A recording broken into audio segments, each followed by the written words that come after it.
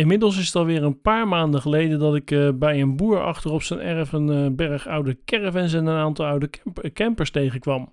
En daar stond hij, mijn Hymer Barnfind. Ja, en niet iedereen vindt het een barnfind, maar ik vind het een fantastisch verhaal.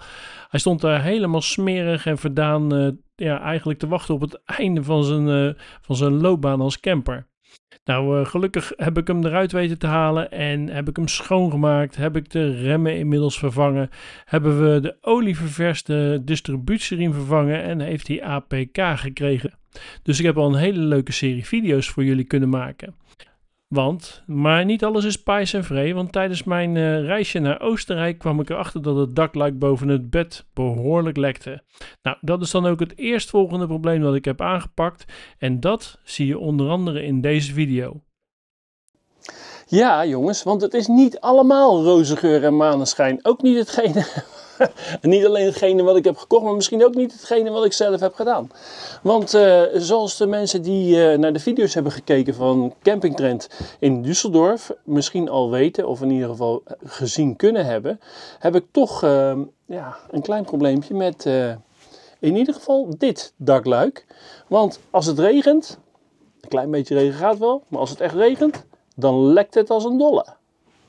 En dat is vervelend, want als ik als oude man 's ochtends wakker word met een nat bed, dan begin ik te twijfelen. En daarom ben ik vandaag naar Sjoerd gereden. Hey Sjoerd. Goedemorgen. Goedemorgen. Heb je alles droog kunnen houden? Ja, hij staat onder een afdak. Dus. Of is dan een geluk bij een ongeluk? Dat heb ik goed geregeld. Nou ja, dat weet ik niet. Ja, dat ik onder een afdak sta. Ja, dat wel. Maar nu zonnetje. Ja, gelukkig wel. Dus je wil even een randje siliconekit eromheen leggen? Is dat uw advies? Nee, absoluut niet. Het gebeurt helaas wel in de praktijk. Maar alsjeblieft niet. Nee, we gaan hem demonteren. We gaan hem schoonmaken. Kijken of het dakluik verder nog heel is. Deze dakluiken zijn helaas bekend met dat de randen gaan golven door vervorming. En daar kan je indenken, dan kan je hem ook niet goed aanknijpen. Als dat het geval is, pakken we nieuw uit het rek. En zo niet, dan is het mooi.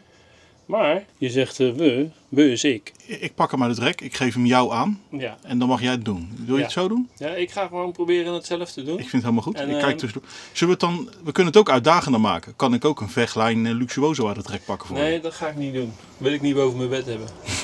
Nee, die zou ik wel hier boven de keuken willen, maar dat past hij niet. Dus, en ik heb al een afzuiger in de keuken. Zagen? Ja, zagen. Nou, nee, te grote ingreep. Oké. Elektriciteit aanbrengen, dat is allemaal gedoe. Helemaal goed. En het is een Hymer, hè? Dus er zit niet heel veel ruimte in het dak. Je moet echt gaatjes boren dan. Ja, ja. Dat is echt, dat is voor mij te ingewikkeld. Dat is wel een leuke uitdaging. Nou, maar die uitdaging ga ik vandaag niet aan. Want Oké. ik heb ook nog een lek doucheputje. Misschien dat ik dat nog kan oplossen. Gaan we even naar kijken. Ik heb wat gekocht bij de Gamma. Bij de Gamma, jongen. Ja. Maar als eerste gaan we het dakluik eruit drukken. En ik heb Sjoerd het al verschillende keren zien doen. En ik heb zelf ook van die apparaten thuis. Dan ga ik jullie laten zien hoe ik dat doe. En dan gaan we kijken wat er nou precies lekt. Dan ga ik dus beginnen met het uitpulken van die dopjes. En ik denk eerlijk gezegd ook dat er lekkage bij een van die schroeven zit. Maar dat gaan we zo meteen wel zien. En als ik dat heb gedaan, dan gaan we dat dakluik eruit drukken. Dan ga je zien hoe eenvoudig dat eigenlijk is. Maar komen we zo bij. Eerst even pielen. Nou, dat gaat vrij makkelijk. Zie ik al. Ik had gedacht dat dat een drama zou zijn. Maar, nee, dat is 1. Dat is 2. Dat is 3. Dat is 4.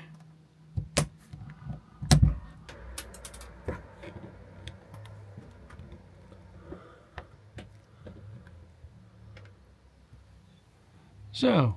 Dan was er iemand die klaagde over mijn kleine schroefboormachientje. Of mijn kleine schroevendraadje. Nou, dit ding is echt top. En ja, een waardeloos apparaat. Niet gebruikt hoor, denk ik, diegene. Want anders had hij dat niet gezegd. En er was iemand die zei, je moet langere bedjes gebruiken. Nou, ik heb er eentje. Maar die past niet altijd. Vandaar dat ik toen een kortere had. Maar goed, ik heb nu inmiddels de schroefjes eruit op 1 na. En die laatste die moet ik even met 2 handen doen. Dus heb ik even geen camera.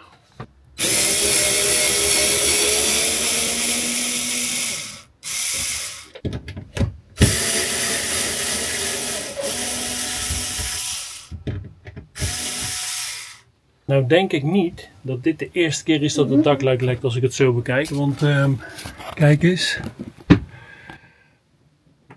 En ik zal je zo gelijk laten zien wat het grote voordeel is van Hymerbouw. Je zou zeggen, Jos, het lekt wel hier, maar in andere campers kan het bijvoorbeeld ook van een ander dakluik komen, wat het hier tussen het dak doorloopt hierheen. Maar bij Hymer kan dat niet, omdat ze een bepaalde manier van bouwen hebben. En die zal ik je zo even laten zien. Volgende fase. Nou, ik heb mijn matras van mijn bed afgehaald, want er is niet genoeg ruimte om dat matras zeg maar erop te laten, want dan kan ik de perser er niet tussen zetten. En wat gebruik ik er nou voor? Nou, gewoon zo'n apparaat waarmee je plafondplaten omhoog kan houden, kijk. En die staat dus nu hier op de vloer.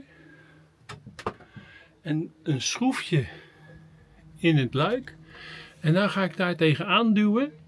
En er hoeft niet heel hard geduwd te worden, maar omdat die kit zo plakkerig is, moet je daar gewoon de boel onder spanning zetten. En dan zou het er gewoon uit moeten gaan. En ik heb op alle 4 de hoeken de schroefjes erin gedraaid. En als het bij één niet lukt, dan moet het bij de andere.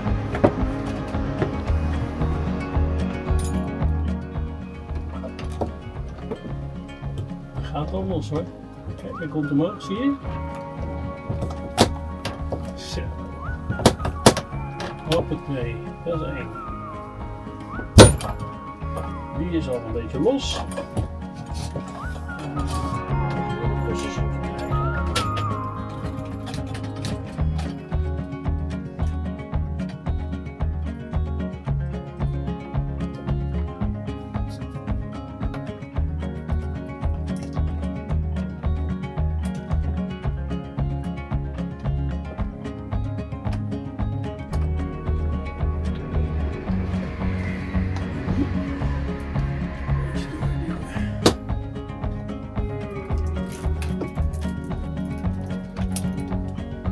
Waarom loskomen?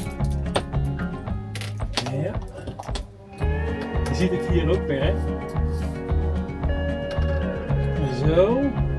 En dan de laatste.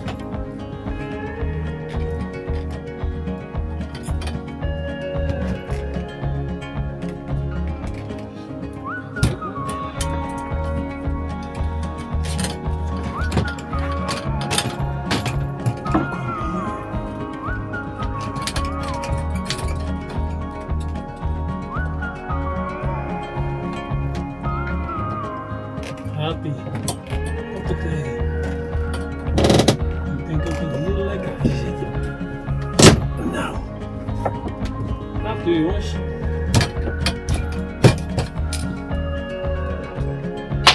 Hoppatee. Schroefje eruit. Het dakluik is los. Nou, als ik nou naar de sporen hier op het bed of op het plafond kijk. Jammer nou.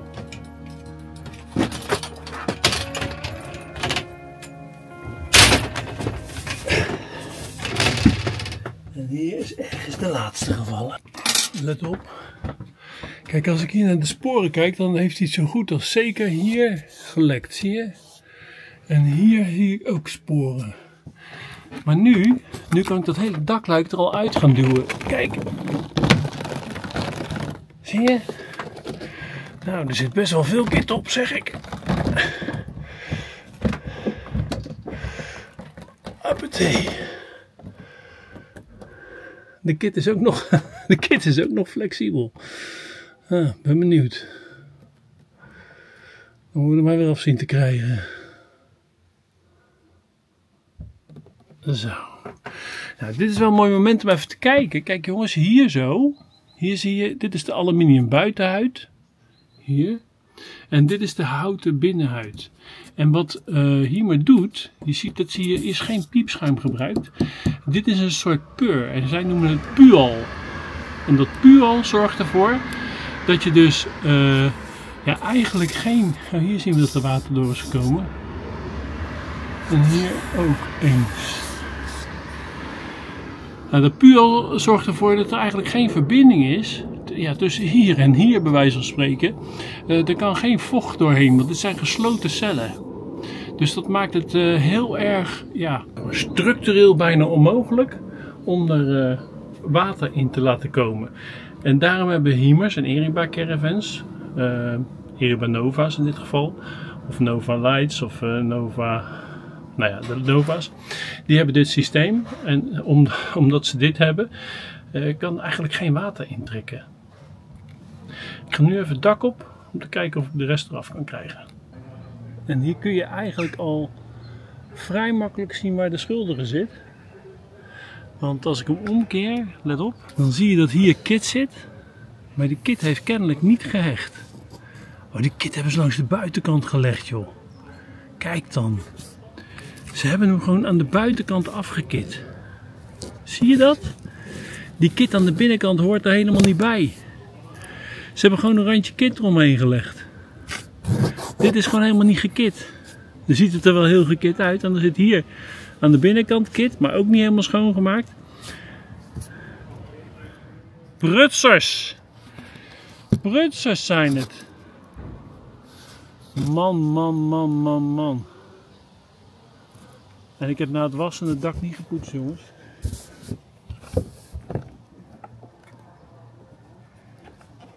Eens kijken waar er allemaal te weinig zit. In principe kun je hier zien waar er niet goed geplakt heeft. Dat is hier. Zie je? En hier zit het dan wel. Hier zit het dan deels. Zien jullie dit? Hier zit het dan wel. Hier zit het deels. Hier is het er een beetje afgekomen. Hier zit het weinig. Hier zit heel weinig. Ja, het dakluik is gewoon niet goed afgekit. Maar het ergste is, ze hebben er gewoon bagger omheen gezet. Dan loopt het water over dat randje heen. Hier zit ook nog wat. Jezus, waar hebben ze dat mee gekit? Dit is echt heel erg.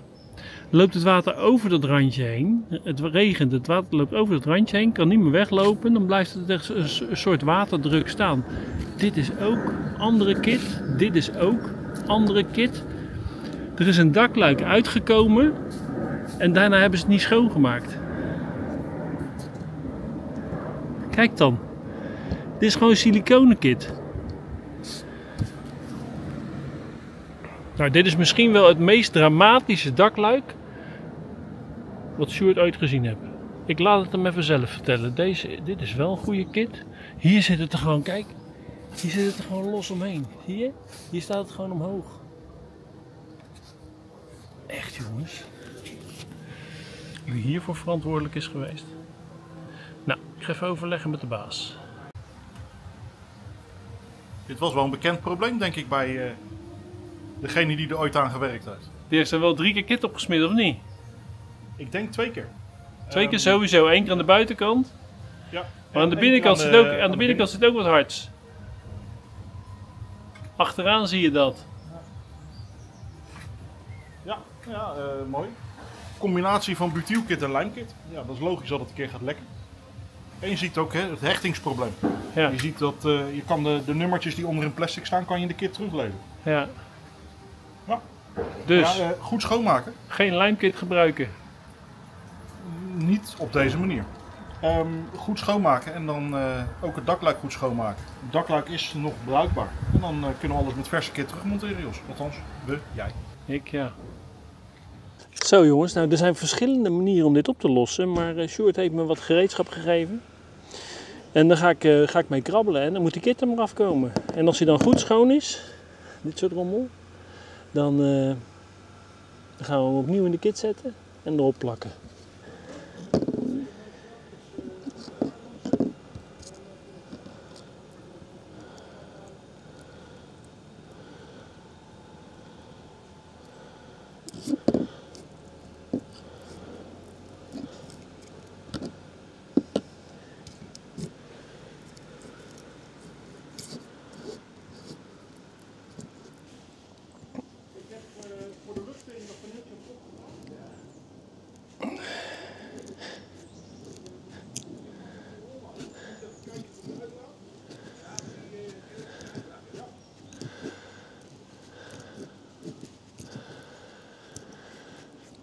Ik zie hier 3 soorten, of eigenlijk Sjoerd zegt 2 soorten kit. En ik denk dat hij gelijk heeft. En wat er nu gebeurd is dat of ze hebben er een nieuw dakluik in gezet. En dat nieuwe dakluik is gewoon over de oude kit heen gezet. Ze vonden het te veel werk om de oude kit eraf te halen. En dat komt eigenlijk wel enigszins overeen met wat we bij de rest van de wagen zien. En je ziet het hier ook. Er zitten gewoon ook 2 kleuren. Er zitten 2 kleuren. Ik zal het even laten zien. Nou, je kan het denk ik wel zien hier. Kijk. Zie je, dit is de plakkende kit. En dit is een veel hardere kit. Dit is echt een soort siliconen. Die ga ik hier, dit is een soort lijmkit. Maar die lijmkit heeft, dat kun je hier zien. Die heeft dus ook niet goed aan dat dakluik gehouden. Dus dat had helemaal geen zin. Dan zeg ik het maar weer. Wat een prutsers.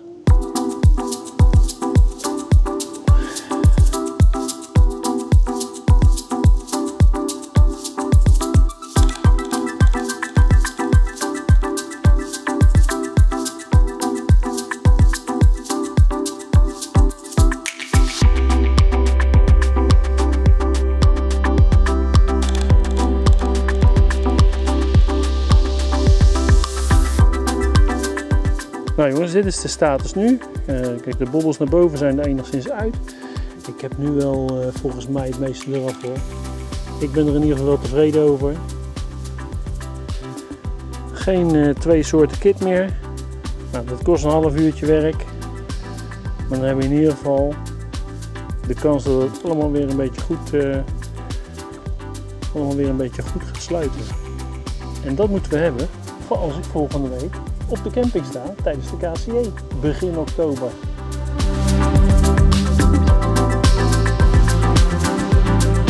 Hier hebben we de schuldige wel gevonden, denk ik. Hier, kijk. Hier zit echt een hoekje wat niet lekker meer plakt. Ik denk dat hij hier absoluut tussendoor is gekomen. En dit is ook vuil. Hier zie je ook het vuil wat achter die andere kit is blijven zitten. Het is gewoon zinloos. Deze hoek heeft denk ik gelekt. Ik heb het dakluik nu ontvet en dan ga ik hem nu in de kit zetten. En Sjoerd die heeft er een speciale kit voor bedacht. Dat heeft hij niet gedaan, maar dat heeft Decalin gedaan. En Knaus schrijft het momenteel voor. En hij heeft een uitleg waarmee hij zegt van joh, dit is beter en wel daarom. Dat zal ik je zo vertellen. Maar in principe hoeven we maar 1 streep kit aan te brengen op het dakluik. En dat zit hier. Want er zit hier een gootje, zie je. En dat gootje ga ik vullen met kit. Een lekkere dikke rol erin. En dan moet hij in principe van buitenaf helemaal afgesloten zijn. En dan is dat voldoende. En de kit die ik ga gebruiken is niet die Decasil 8936. Die zou ik er thuis wel op gesmeerd hebben. Want dit is gewoon een butylkit die lekker flexibel blijft. Maar krijg ik net te horen, Knaus schrijft dit voor en dat is Decasil 1512. En dat is een combinatie van butyl, of eigenlijk een elastische kit en een lijmkit. Een butyl dichtdoensmasse. Dus het is wel butyl, maar het wordt wel iets harder. Het schijnt beter te werken op de lange termijn en Sjoerd zegt dat hij dat ook zo ervaren heeft. Dus nou, dit gaan we erop spuiten.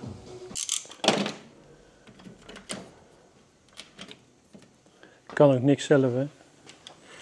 Ik vind het een leuke machine, Jos. Ja, leuk, hè? Ja.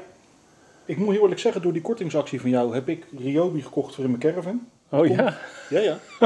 Nee, we gaan natuurlijk geen reclame maken voor mooie schroefharingen, maar voor speciale schroefharingen heb ik daar mag je rustig reclame voor maken, hoor.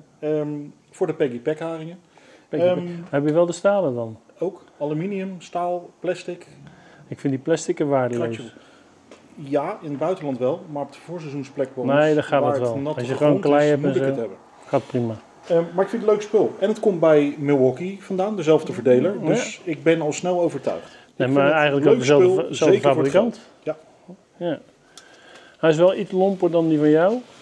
Ja, maar alles valt of staat met de accu. Kijk, Bas heeft hier nu een 4 ampère accu opgezet. Meestal werken wij met een 2 ampère maar dit is accu'tje. ook wel een groot apparaat verder. Ja. Het lijkt wel een schroefboormachine.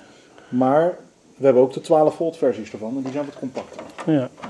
Maar Hey, ik vind moeder, het- dit ik vind het heb je leuk. ook al afgesneden? Ja. De doppie?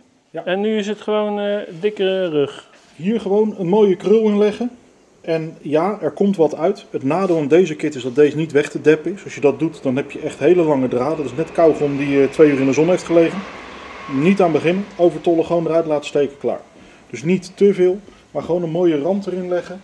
Dat die wel uitsteekt. En dan vult hij en dan komt overal een beetje kit te zitten. Trekken we hem netjes aan. En dan de laatste paar slagen met de hand. Dat je echt ziet wat hij doet en voelt wat hij doet. En dat is vooral het belangrijkste. En dan moet het in principe klaar zijn. Ja.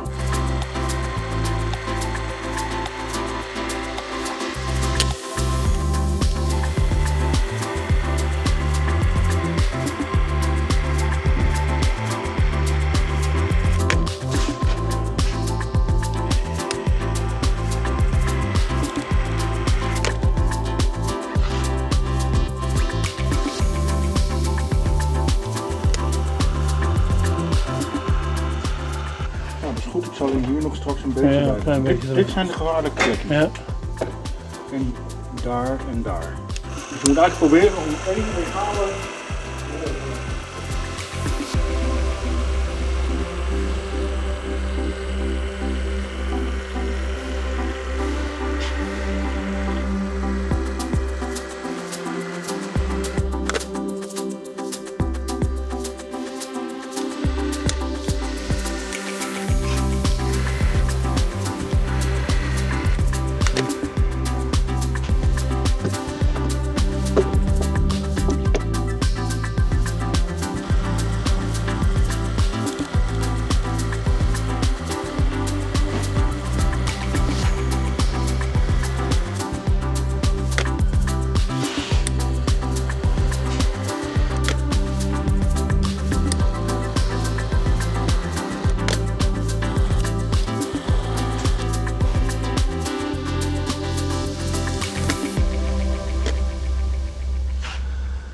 Oké, ik denk dat ik hem heb.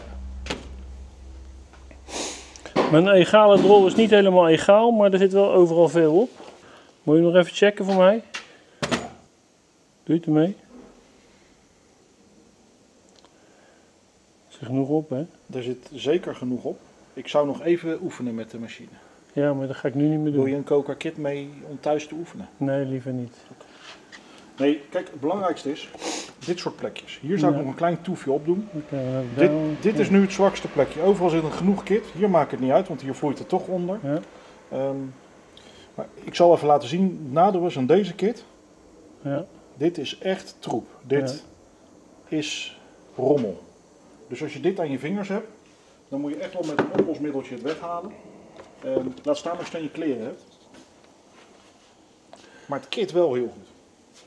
Het is kit. Het is kit.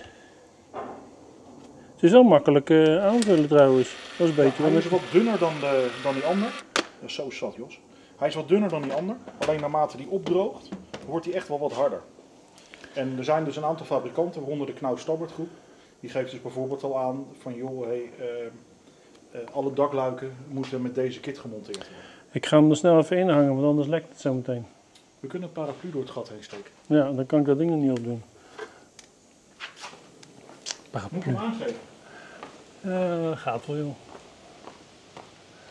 Gaat wel toch. Nou, zoals ik jullie al een keer beloofd heb, ik ben onderweg geweest met het Ion Track-and-Trace systeem. En ik zou jullie wat meer vertellen over mijn ervaringen ermee. Deze video wordt dan ook door Ion gesponsord. Nou, ik heb inmiddels alweer een tijdje geleden die Ion ingebouwd en die zit ergens verstopt in de camper. En ik heb er eigenlijk zelfs 2 ingebouwd, want ik heb zowel de bedraden versie als de draadloze versie ergens in deze camper verstopt. Zometeen heb ik een kortingscode voor jullie hoe jullie zelf de Ion GPS kunnen aanschaffen, de bedraden of de draadloze. En oh ja, die draadloze die ligt er nu al meer dan 3 weken in en hij doet het nog steeds. Het mooie van de Ion GPS is dat je geen abonnementskosten hebt. Je schaft hem eenmalig aan en daarna kun je eigenlijk eindeloos gebruik maken van die GPS. Ja, tot die stuk is eigenlijk. En er is een app bij die je veel informatie geeft. En je zou kunnen zeggen, Jos, zo'n GPS, die kan ik er gewoon jammen. Nou, op het moment dat die GPS wordt gejamd, of hij gaat uit, of hij verdwijnt uit het beeld van de server, want hij stuurt regelmatig een update, dan stuurt hij ook een alarm naar de app om te zeggen van, joh, ik ben er niet meer. Er is iets aan de hand. En dat kun je ook als een alarm ervaren. Nou, die app die heb ik hier en ik zal jullie nu even wat meer over die app uitleggen. En hier zie je die app. En hij heeft een aantal functies. Om te beginnen kun je alle Ion GPS'en zien die je bezit. Nou, zoals je ziet heb ik er 3. Als je dan verder kijkt, dan is er een knopje waarbij je de alarmtype kan instellen. Nou, dat zijn er echt heel veel. Nou, vervolgens kun je een aantal rapporten uitdraaien. Dat is ook een hele serie. En dat is ook typisch iets wat je voor wagenparkbeheerders zou gebruiken. Vervolgens komt er een prachtige PDF uit. Dan komen we op de plaats waar we de kaart kunnen zien. En ook daar zijn verschillende functies. En je kan daar afspelen. Dus als je naar afspelen gaat, dan kom je eigenlijk op het leukste gedeelte. Want daar kun je op de kalender kiezen welke dag je wil afspelen. Nou, kijk eens aan. Hier zien we gelijk de hele route. In ieder geval, wat het leukste daarin is, je kan hem terugspelen. En als hij teruggespeeld wordt langzaam, dan gaat hij ook gewoon rustig lopen. En kun je door je hele route nog een keertje heen rijden. Maar wat ook kan, is gewoon heen en weer scrollen. En precies dat stukje van de route uitzoeken wat je graag wil zien. Nou, vervolgens kun je ook die hele route downloaden. En als je hem hebt gedownload, ja, dan kun je hem weer delen met je vrienden bijvoorbeeld.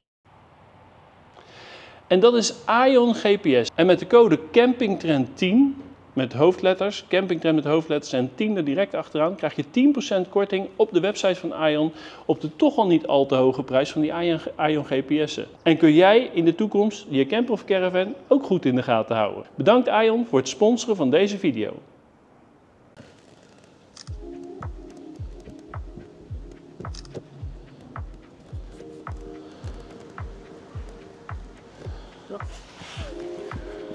Niks meer aan doen, ben je waterdicht.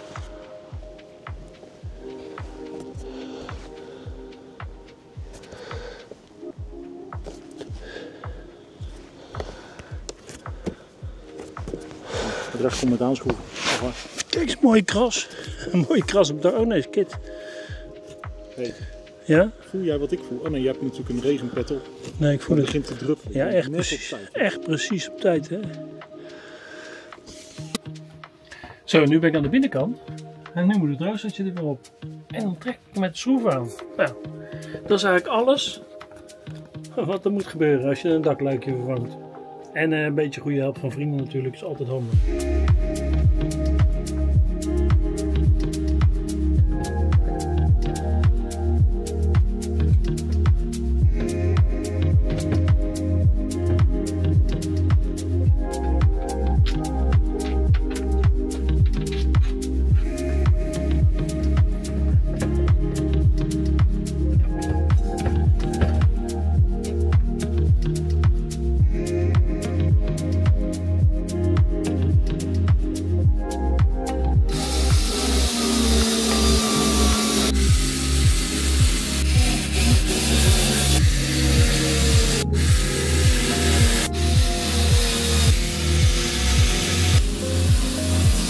En zo jongens, zo vervang je dus eenvoudig je dakluik. Nou, het is een kwestie van goed eruit halen, goed schoonmaken, goed ontvetten, de juiste kit gebruiken, zorgen dat je dakluik nog recht is, dat het nog goed bruikbaar is.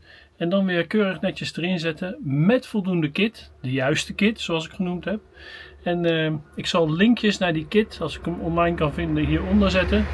En ook naar mijn schroevendraaier, mijn kitspuit. Alles wat ik heb gebruikt in deze video. Nou, nu mijn dakluik erin zit, heb ik nog tijd voor een ander klusje. En dat is de volgende. Ik heb in een andere video mijn doucheputje gerepareerd. En dat is niet helemaal gegaan zoals de bedoeling was. Het heeft het een paar dagen volgehouden. Tijdens het caravansalon heb ik kunnen douchen. Maar inmiddels is het er weer uitgebroken. En ja, ik heb bedacht dat ik er een stalen ring onder ga leggen. Die ik dus al de vorige keer heb laten zien. Waarvan ik dacht van dat ga ik zo doen. Maar dat ga ik nu wel zo doen. En dat is dit ding. Dat heb ik gewoon bij de Gamma gekocht. Als ik nou die achterkant eraf zaag.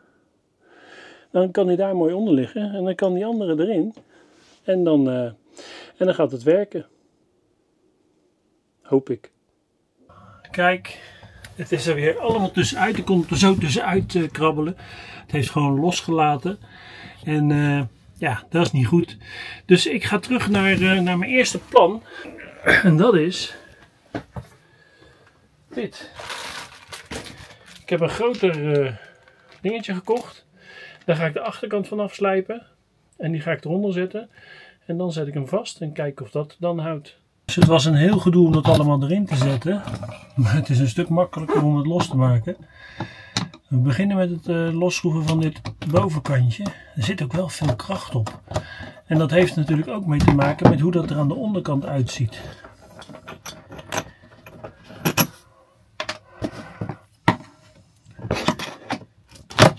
Kijk eens, helemaal los. Nou moet ik hem er weer even bovenuit halen. Want ik heb hem hier nodig en niet aan de onderkant.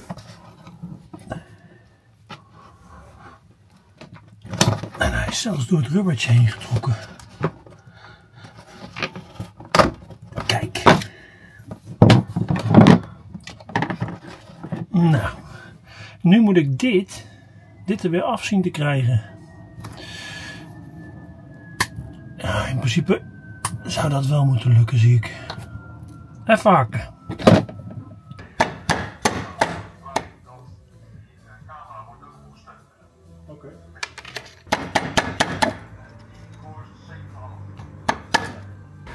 Zo, de meeste pikkenfoelie is er weer af.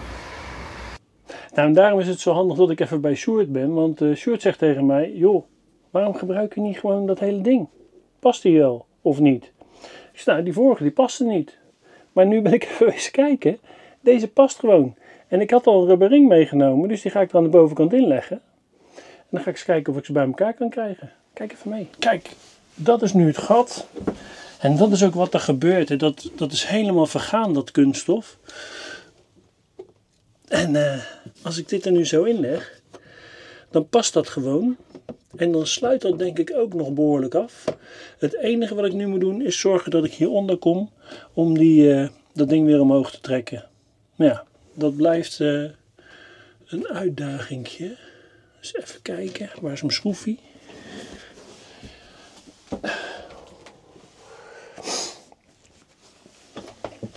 Zo ligt hij er recht boven. Haalt hij dat?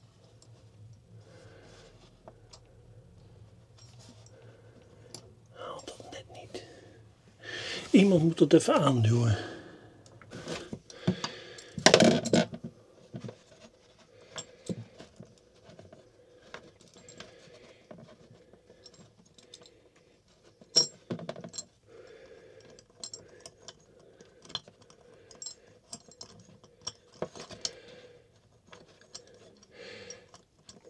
Weet je hoe ik dat de vorige keer heb gedaan?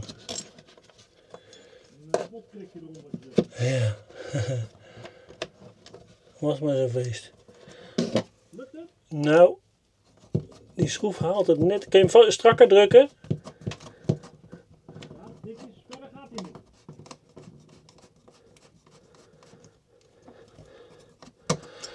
Pak niet. Ja, ik heb wel een langere, maar die is veel te lang. Ja, die ligt bij jou. Oh, die ligt hier. Nou, deze is echt veel te lang. Dat is de originele die erbij zat. Hoeveel moet ik er dan afzagen? En past die erin? Even kijken hoe ver die gaat. Hij moet sowieso korter.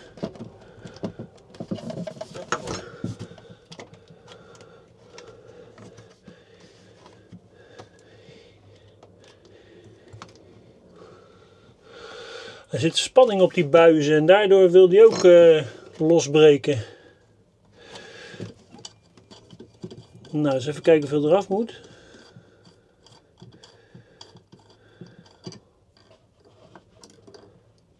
Ja.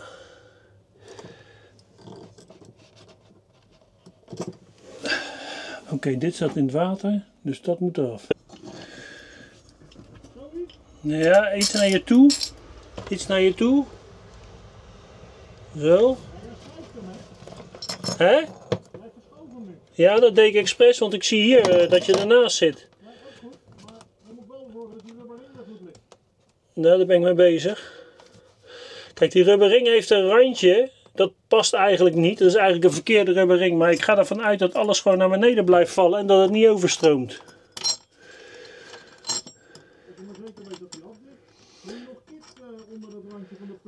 Nou, daar heb ik nu een extra rubberring.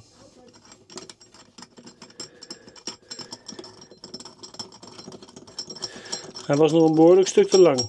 Maar ja.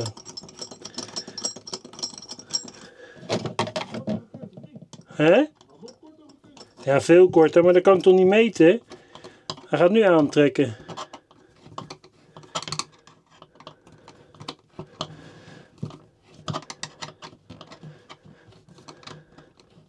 Krijg je een bobbelon erop? Nee, maar voor mijn gevoel ligt die rubberring ertussen scheef. Nou, daar zit een ril op die rubberring.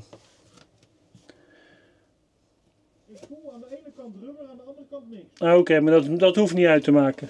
Ik zal je vertellen waarom. Zo. Een laatste slagje aangedraaid. En ja, ik geloof dat ik nou gewoon weer kan douchen zonder al te veel lekkage.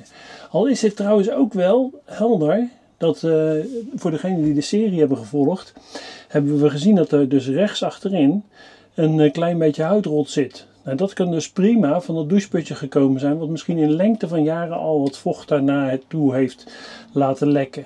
Nou, nu zit het weer dicht volgens mij. Ik ga het in de gaten houden, maar ja, we gaan wel zien komende week hoe dat gaat werken. Misschien is dit weer een oplossing die ook niet werkt. Nou jongens, en het zit er weer op. Ik ga even gedag zeggen tegen Sjoerd. Sjoerd, hey. Je hebt het deze keer goed geholpen, maar ik heb het toch zelf gedaan. Maar, Ja, maar ik ruim wel de spullen op die jij plaatst. Kijk, en je hebt het ook aangegeven en je hebt gezegd wat ik moest doen en wat ik kon gebruiken. En Nee, het ging helemaal goed, Jos. zonder jouw hulp had ik het een stuk minder. Als je vrijdag niks te doen hebt, ik denk dat ik vrijdag wel werk heb voor je. Ja? Ja. Nou, wie weet joh. Is Marcel dan ook al terug? Denk ik niet. Nou, dan is er geen grillworst en ook geen Jos. Nou, gekheid. Hey, bedankt voor je hulp. Graag gedaan. Leuk dat je erbij was. Bedankt voor het kijken. En vergeet niet je te abonneren. Het doet niks voor het algoritme. Maar het doet mij heel veel plezier. Tot de volgende.